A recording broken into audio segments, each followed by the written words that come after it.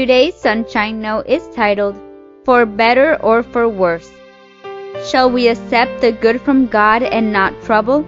Job 2:10.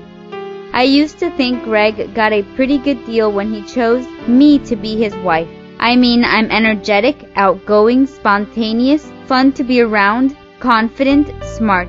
What's not to love? But then, a few years later, about 6 months into my first pregnancy, I became deeply depressed. I wasn't energetic or fun anymore. I didn't want to leave the house. My confidence had vanished, and I became afraid that Greg would stop loving me. One night, I shared this fear with him, and he said something I'll never forget. He told me that he didn't sign up for the marriage only when times were good. He had promised to love me forever, even when things were really bad. I still remember how relieved I was to hear him say that. It's an amazing feeling to know that you don't have to earn love, that you are loved no matter what happens.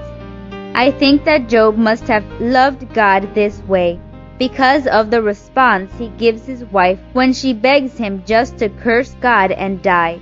Job says, "Shall we accept the good from God and not trouble?"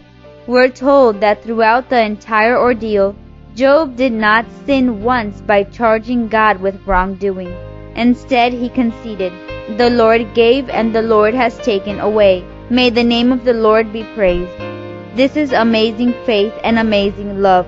It seems that, like Greg, Job had signed up to love God not only during the good times, when things were going well and he was blessed, he was also prepared to love God during the worst times, even after he had lost everything he owned on earth. Instead of asking if you love God this way, I'd rather point out the fact that God loves you this way. He loves you no matter what. You don't have to earn it. You don't have to deserve it.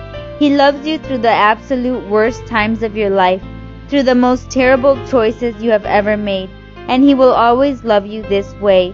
He too signed up for forever. It's an amazing feeling, isn't it?